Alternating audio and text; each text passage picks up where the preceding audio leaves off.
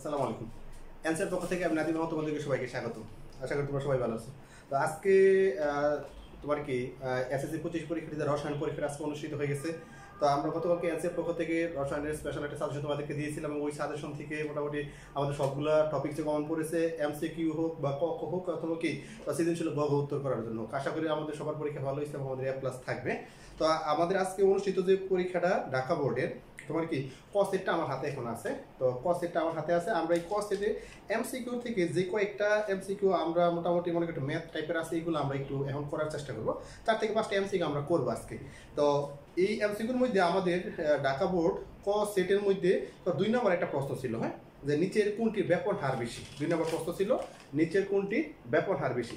তো আমরা সাধারণত ব্যাপন হার কার বেশি এটা আমরা একটু আলোচনা করবো আজকের ক্লাসে আর কি। হ্যাঁ, তো ব্যাপন হারের ক্ষেত্রে আমরা সাধারণত জানি দুটো জিনিস আমাদের কাজ করা লাগে, একটা হচ্ছে ব্যাপনের ক্ষেত্রে, একটা তোমার কি নিঃসরণের ক্ষেত্রে। তো যেহেতু আমাদের প্রশ্নের মধ্যে ব্যাপন হারটা আসছে, তাহলে আমরা ব্যাপন হারটা নিয়ে আলোচনা করবো। তো আমাদের যেই 4টা অপশন দেওয়া ছিল 2 নম্বর মধ্যে অ্যামোনিয়া NH3, তারপরে CH4 আর CO2 ফসফিনা। হ্যাঁ, আমাদের এই 4টা গ্যাস দেওয়া ছিল। NH3 দেওয়া ছিল, তারপর হচ্ছে তোমার কি CH4 দেওয়া ছিল, তারপর হচ্ছে CO2 কার্বন ডাই অক্সাইড, তারপর হচ্ছে PH3 এই ফসফিনা। এই 4টা গ্যাস দেওয়া ছিল, বলা হয়েছিল নিচের কোনটির ব্যাপন হার বেশি। তাহলে আমরা সাধারণত জানি কোনো গ্যাসের ব্যাপন হার উক্ত গ্যাসের আণবিক ভরের উপর নির্ভরশীল।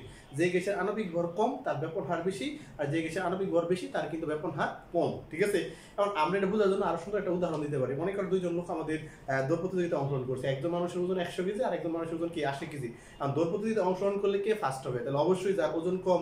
কেন? যার ওজন কম হবে সে দ্রুত দৌড়ের সামনে দিকে যেতে পারবে। ঠিক সেম কিন্তু এরকম তাদের এই যে গ্যাসগুলো দেওয়া আছে, এই গ্যাসগুলোর আমরা আণবিক ভর বের করবো। অর্থাৎ কোন গ্যাসের ব্যাপন হার উক্ত গ্যাসের আণবিক ভরের উপর কি নির্ভরশীল। যে গ্যাসের আণবিক ভর কম হবে সে দ্রুত সরাই করতে পারবে। ঠিক আছে, তার ব্যাপন হারটা সবচেয়ে কি হবে? বেশি হবে। তাহলে আমরা আগে আসলে 4টা গ্যাসের আণবিক ভর, এটা হচ্ছে অ্যামোনিয়া গ্যাস, হ্যাঁ, এটা হচ্ছে মিথেন গ্যাস, এটা হচ্ছে কার্বন ডাই অক্সাইড গ্যাস, এটা নাম হচ্ছে কি ফসফিনা গ্যাস।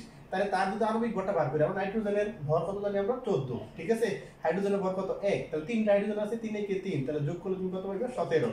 কার্বনের কত ভর সংখ্যা 12, যোগ হাইড্রোজেনের 1, 4 একে কত 4, 12 আর 6 কত 16। কার্বনের কত তোমার 12, অক্সিজেনের 16, 16 দোকানে কত 32, তাহলে 12 আর 32 যোগ করলে কত হবে? 44। ফসফরাসের কত 31, যোগ হাইড্রোজেন তোমার কত 1, 3 একে কত 3, যোগ করলে কত হবে?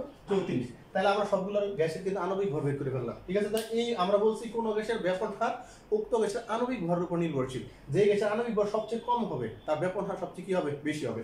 এদিকে ভালো করে খেয়াল করে দাও, তার থেকে 17, ammonia, methane 16, carbon die oxide 44, phosphine হচ্ছে তোমার কত 34। তাহলে আমরা বলছিলাম যার ওজন সবচেয়ে কম হবে সে দ্রুত সরাই দৌড়ের সামনের দিকে যেতে পারবে।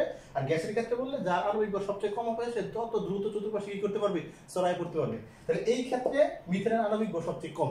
ঠিক আছে, তাই 4টা গ্যাসের মধ্যে মিথেনের আণবিক ভর সবচেয়ে তোমার কি কম হওয়ার কারণে তার ব্যাপন হার সবচেয়ে কি হবে? বেশি হবে। অর্থাৎ মিথেন গ্যাসটা চতুর্পাশে অতি দ্রুত কি করতে পারবে? সরাই করতে পারবে। ঠিক আছে, তাহলে এই ক্ষেত্রে আমাদের উত্তরটা হবে তোমার কি CH4 মিথেন। ঠিক আছে, তারপর আরেকটা প্রশ্ন আছে তোমার 3 নাম্বার, নিচের কোনটি ঊর্ধ্বপাতিত পদার্থ? নিচের কোনটি তোমার ঊর্ধ্বপাতিত পদার্থ? হ্যাঁ, 3 নাম্বার একটা প্রশ্ন ছিল। তো ঊর্ধ্বপাতিত পদার্থটা হচ্ছে কি রকম? যে আমরা সাধারণত জানি তোমার কি যে সকল কঠিন পদার্থকে তাপ দিলে তরলে পরিণত না হয়ে সরাসরি কোথায় চলে যায়? বাষ্পে চলে যায়, তাদেরকে ঊর্ধ্বপাতন প্রক্রিয়া বলা হয়। আর যে সকল পদার্থ ধর্ম প্রদর্শন করে তাদেরকে আমরা কি বলি? উদ্বায়ী পদার্থ বলি। এর মধ্যে তোমার আয়োডিন, কর্পূর, ন্যাপথলিন, ফেনফথলিন, কঠিন carbon die oxide, aluminium chloride সবই ছিল।